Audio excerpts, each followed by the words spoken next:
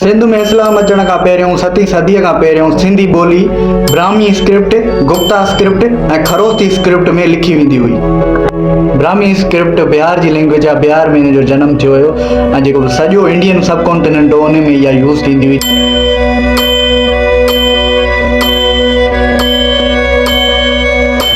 Gupta script Madhya Pradesh ऐं उत्तर प्रदेश जी language आहे।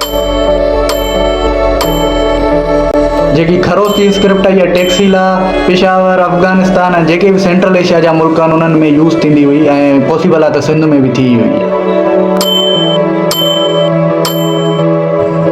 का बि लिखत सर्वाइव न करे सघी आहे कंहिं पथर ते, कंहिं ठिकर जे थांव ते, या कंहिं पने ते, या कंहिं स्क्रोल ते। पर इहा थ्योरी आहे त इन्हनि लैंग्वेजिस जी इन्फ्लुएंस हुई रीजन में, त इहे सिंध में बि इस्तेमालु थींदियूं हूंदियूं। खरोस्ती स्क्रिप्ट लाइ असां इन जे करे था चऊं छो त मौर्यन एम्पायर जो सिंध ते बि कब्ज़ो हुयो, सिंध ते बि हुकूमत हुई। गुप्ता स्क्रिप्ट जो मां इन जे करे चयो छो त गुप्ता एम्पायर जो इन्फ्लुएंस रीजन में इलाही हुयो ऐं पॉसिबल आहे त सिंध में बि गुप्ता स्क्रिप्ट यूज़ थी हुजे। ब्राह्मी स्क्रिप्ट बाक़ी सॼे कॉन्टिनेंट में यूज़ थींदी हुई, पंहिंजे सॼे इंडियन को सब कॉन्टिनेंट में। इन जे करे इहो कंक्लूड पाण करे था सघूं त सिंध में बि इहा यूज़ थी हुई। पोस्ट मोहन जे दड़े खां 7वीं सदीअ ताणी जूं इमारतूं मौजूदु आहिनि, खडर मौजूदु आहिनि, किला मौजूदु आहिनि, पर लिखत का बि न मिली आहे।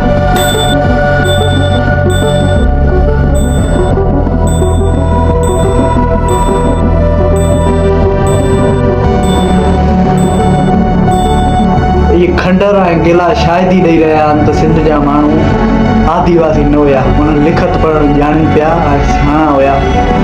लिखत न मिलण जो सबबु इहो आहे त सिंध सदाईं काउन ऐं लुटेरनि हेठां रही आहे। जिन बि हमलावरनि काऊं कयूं सिंध ते उन्हनि इहा ई कोशिशि कई आहे त सिंध जी हिस्ट्री न बचे ऐं सिंध असांजे नाले सां सुञाणी वञे।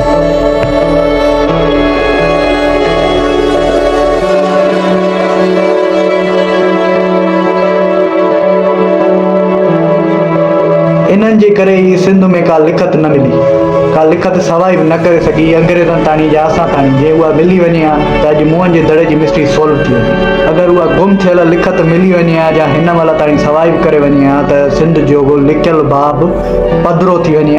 मुंहं जो दड़ो बि इन जे करे बची वियो, उनजी स्क्रिप्ट इन जे करे न मिटी छो त उहो ज़मीन जे अंदरि लिकियल हुयो। अगरि जे उन महिल आउट ईंदी ओपन हुजे हा त न बचे हा, उनजी बि स्क्रिप्ट न बचे। 7वीं सदीअ खां पोइ जिन स्क्रिप्ट्स में सिंधी लिखी वेंदी उन्हनि मां हिकिड़ी हुई दीवानगढ़ी। दीवानगढ़ी 7वीं सदीअ में गुप्ता स्क्रिप्ट मां ई ठही हुई। अॼु बि जेके सिंधी दीवान इंडिया में रहनि था उहा दीवानगढ़ी स्क्रिप्ट यूज़ कंदा आहिनि।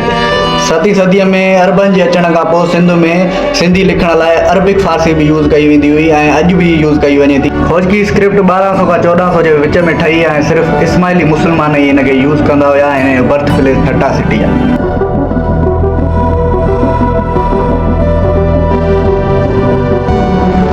1600 सदीअ में गुरुमुखी स्क्रिप्ट खे गुरु अंगद देव जी सरादा स्क्रिप्ट मां डेवलप कयो। गुरुमुखी पिणु सिंध में इस्तेमालु थींदी हुई ऐं हिन जो इस्तेमालु सिंध में रहंदड़ सिख कम्युनिटी कंदी हुई। सरादा स्क्रिप्ट कश्मीर बेस्ड लैंग्वेज आहे, पर कुझु आसार मिलंदा त इहा सिंध में बि इस्तेमालु थी, पर प्री 7th सेंचुरी। सिंध जी पहिरीं पंहिंजी लिखत दादू डिस्ट्रिक्ट जे खुदाबाद शहर में ठही, सोनार कम्युनिटी में ठही। इहो पहिरियों चकर हुयो मुंहं जे दड़े खां पोइ जो सिंध में सिंध बेस्ड लैंग्वेज हुई, मतिलबु सिंध में ठहियल लैंग्वेज हुई, सिंधी सिर्फ़ु इस्तेमालु पिया कनि। शुरू में हिन खे सिर्फ़ु कारोबारी लिहाज़ सां इस्तेमालु कयो वेंदो हुयो ऐं हिन खे सॼो ईंदो हुयो हटवाणकी ऐं खुदाबादी। अंग्रेज़नि जे अचण खां पोइ कॉलोनियल एरा में अंग्रेज़नि हिकु लैंग्वेज खे मतिलबु तरजीह ॾियण जी कोशिशि कई। सिंध में घणी लैंग्वेजूं लिखत में हुजण जे करे हुननि खे मसइलो पियो थिए ऑपरेट करण में। इन जे करे हुननि सोचियो त हिकिड़ी लैंग्वेज खे ई फॉर्मलाइज़ कयो वञे। उन महिल ताणी हटवाणकी ऐं फारसी अरबिक पंहिंजे उरूज ते हुई सिंध में। इहे ई 2 लैंग्वेज फॉर्मलाइज़ हुयूं, 2 लैंग्वेज जी कॉम्पिटिशन हुई पाण में।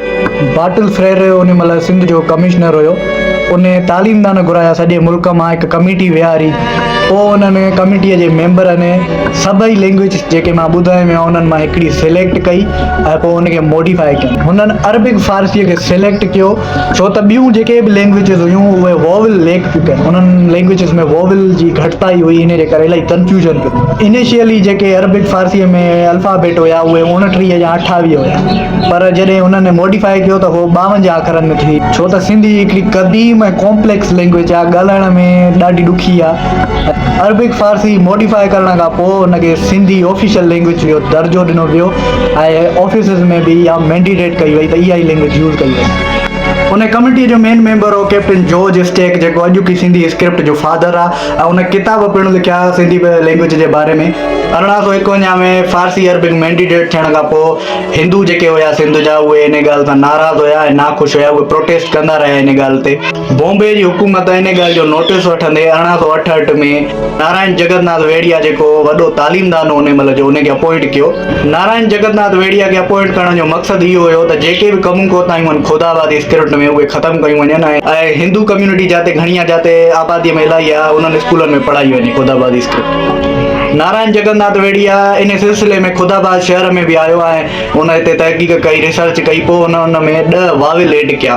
1947 ताईं इन्हनि ॿिन्ही लैंग्वेजिस जी रेस हलंदी रही ऐं 1947 खां पोइ हिकिड़ी लैंग्वेज बची सिंध में, उहा हुई अरबिक फ़ारसी। पार्टीशन खां पोइ जेके बि सिंधी हिंदू हितां लॾे हलिया विया इंडिया, उहे अञा बि देवानगढ़ी ऐं ख़ुदाबादी प्रैक्टिस कंदा पिया।